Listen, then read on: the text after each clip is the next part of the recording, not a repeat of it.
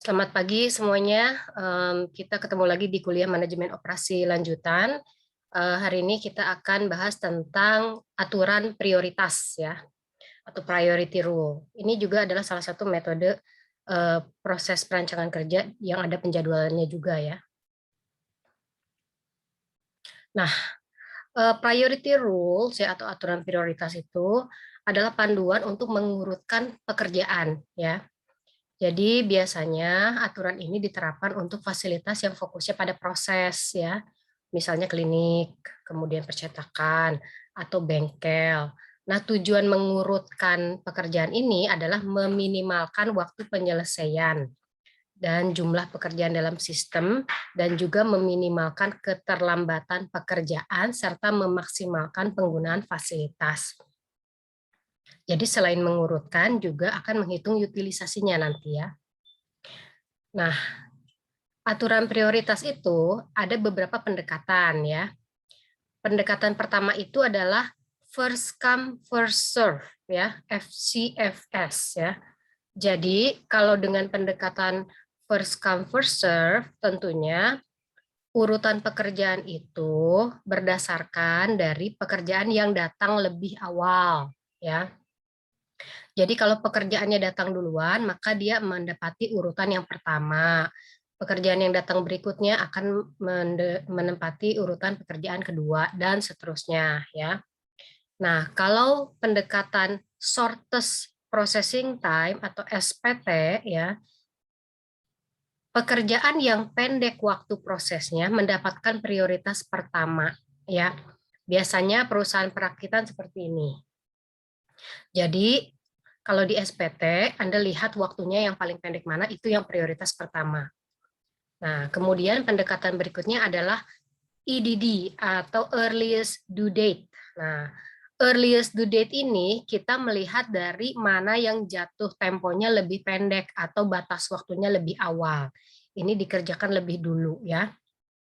Nah, kalau Anda mahasiswa, Anda kan pasti milihnya yang jatuh temponya paling cepat kan. Anda kerjain dulu yang itu biasanya ya kalau mahasiswa. Makanya di earliest due date, pekerjaan yang jatuh temponya lebih pendek dikerjakan paling pertama atau prioritas pertama. Dan urutan yang berikutnya ya. Nah, yang pendekatan yang terakhir adalah longest processing time. Longest processing time ini adalah pekerjaan yang paling panjang waktu pengerjaannya mendapatkan prioritas pertama ya. Jadi kebalik dari SPT, dari shortest processing time ya. Kalau SPT itu dipilih yang paling pendek urutan pertama, kalau LPT atau longest processing time dipilih yang paling panjang dulu sebagai prioritas pertama ya. Ini 4 pendekatan aturan prioritas ya. Nah, nanti di soal ya, di soal ujian maupun latihan Anda harus menguasai 4-4 ini ya. Nah, setelah mengurutkan ya, Anda akan menghitung efektivitasnya dengan 4 rumus ya. Pertama, Anda cari waktu penyelesaian rata-rata dengan rumus jumlah aliran waktu total dibagi jumlah pekerjaan. Nah, kemudian Anda juga harus mencari utilisasi dengan rumus jumlah waktu pengerjaan atau pemrosesan dibagi jumlah aliran waktu total. Nah, kemudian Anda cari juga jumlah pekerjaan rata-rata dalam sistem dengan rumus jumlah aliran waktu total dibagi jumlah waktu pengerjaan atau pemrosesan. Dan yang terakhir, Anda juga harus mencari keterlambatan pekerjaan rata-rata dengan rumus jumlah hari keterlambatan dibagi jumlah pekerjaan.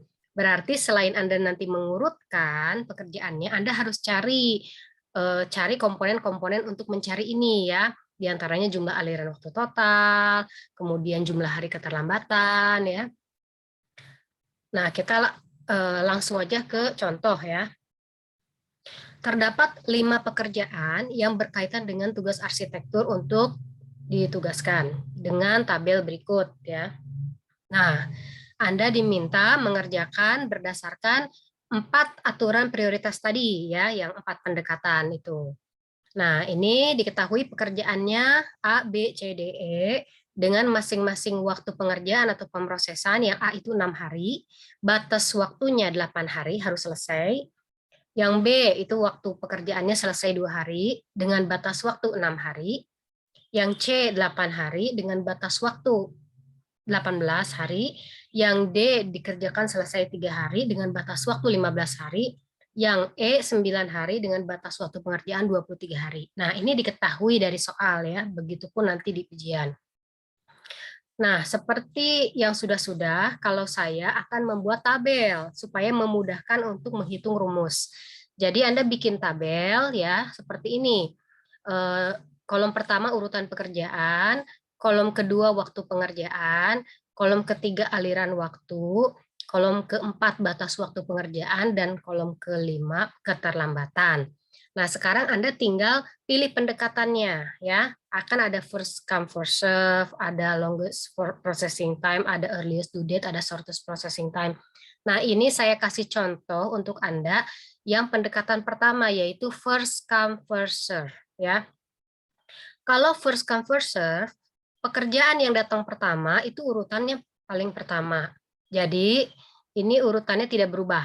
A B C D ya, tetap A B C D E urutan pekerjaannya. Karena yang dimention duluan di soal kan A dulu, kemudian B, C, D, E. Makanya di first come first serve, urutan pekerjaan itu tetap A B C D E ya. Waktu pengerjaan diketahui dari soal ya. A 6 hari, B 2 hari, C 8 hari, D 3 hari, E 9 hari. Dari sini ya. Ini waktu pengerjaan, masukkan ke kolom ini. Aliran waktu ya, aliran waktu Anda akumulasikan dari tiap pekerjaan. Jadi pekerjaan A 6 hari. Berarti aliran waktunya 6 hari. Pekerjaan B 2 hari, berarti 6 hari ditambah 2 hari, 8 hari. Pekerjaan C 8 hari, berarti dari pekerjaan B ditambah 8 hari, sama dengan 16. Pekerjaan D 3 hari, berarti 16 ditambah 3, 19. Pekerjaan E 9 hari, 19 tambah 9, 28. Nah, ini aliran waktunya. Akumulasi dari semua pekerjaan. Hasilnya 77. Nah, kemudian kita lihat kolom batas waktu pengerjaan. A, waktu pengerjaannya 6 hari, aliran waktunya 6 hari. Tidak terlambat kan, karena batas waktunya 8 hari. Berarti keterlambatannya 0 hari. Yang B, aliran waktunya 8 hari. Batas waktunya 6 hari. Berarti ada selisih 2 hari ya. Dia telat 2 hari di sini. Karena harusnya maksimal hari ke-6 sudah selesai, tapi dia belum. Kemudian yang C, 16 hari. 16 hari dengan batas waktu pengerjaan 18 hari. Keterlambatannya 0 ya, karena masih sebelum batas 18 ya. Kemudian yang D 19 hari dengan batas waktu pengerjaan 15 hari. Maka keterlambatan 4 hari ya, karena dia baru selesai hari 19 sementara batas waktunya 15. Yang E aliran waktunya 28, batas waktunya 23, berarti telat juga 5 hari. Nah, sama diakumulasikan ya, semuanya total 11 hari untuk keterlambatan. Sudah mendapatkan tabel ini, Anda masuk ke rumus ya. Jadi di rumus ini, pertama Anda harus cari waktu penyelesaian rata-rata dengan rumus jumlah aliran waktu total ini dibagi jumlah pekerjaan, yaitu ini. Ini ada jumlahnya 5 ya. Hasilnya 15,4 hari. Untuk utilisasi, ya, jumlah waktu pengerjaan atau pemrosesan dibagi jumlah aliran waktu total. Jumlah waktu pengerjaan ini 28 hari dibagi jumlah aliran waktu total. Hasilnya 36,4%. Ini dalam persen ya. Kemudian yang C, jumlah pekerjaan rata-rata dalam sistem dengan rumus jumlah aliran waktu total ini ya dibagi jumlah waktu pengerjaan atau pemrosesan ini.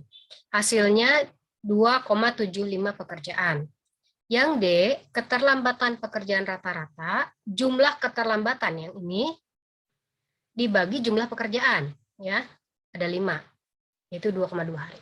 Sudah selesai gitu ya. Nah, Dengan mempertimbangkan pendekatan lainnya, silakan Anda cari, buat prosesnya sama dengan yang tadi, mirip ya, tapi dengan pendekatan yang berbeda. Saya sudah menyediakan hasilnya. Nah, Anda hitung di rumah sebagai latihan.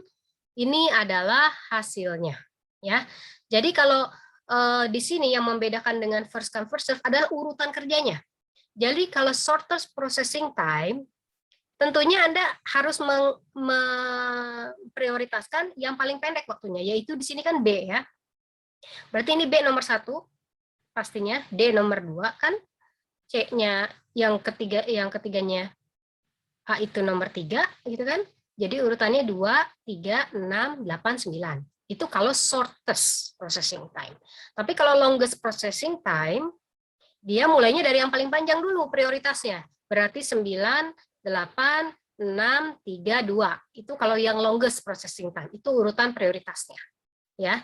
Jadi yang Anda bedakan di sini adalah ininya, urutan pekerjaannya. Jadi nggak akan ABCD, nggak akan ABCDE nanti.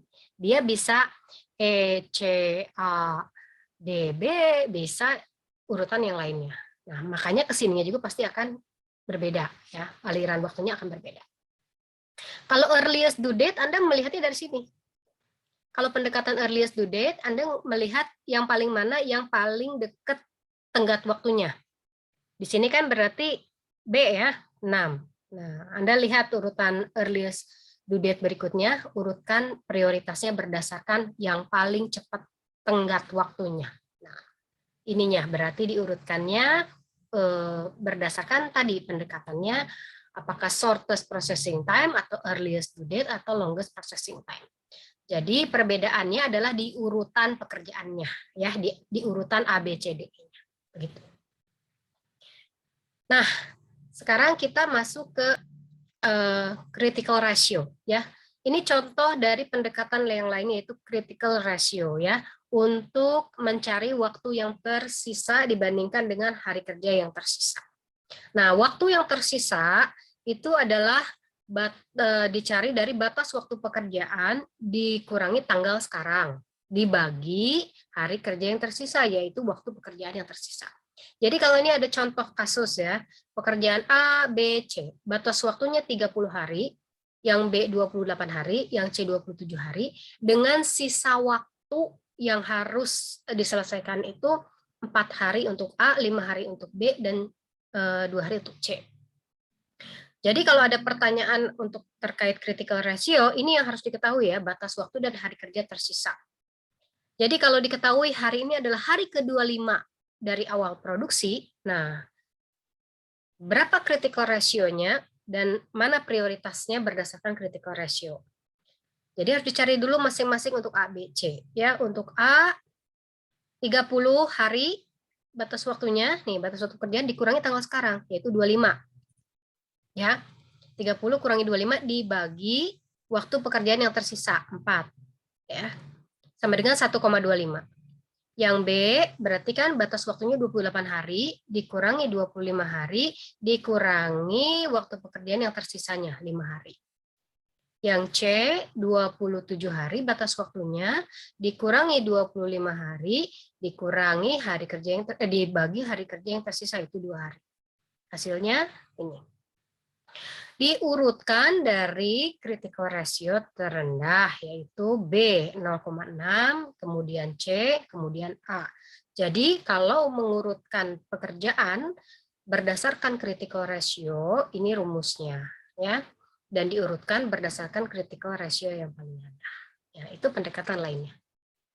Oke, ini adalah soal latihan yang perlu Anda kerjakan. Selamat mengerjakan. Saya sudah memberi tahu bocoran jawabannya, yaitu ini ya. Jadi kalau Anda melakukannya dengan proses yang benar, pasti akan seperti ini kurang lebih hasilnya. Oke, demikian yang bisa saya sampaikan. Terima kasih atas perhatiannya. Wassalamualaikum warahmatullahi wabarakatuh.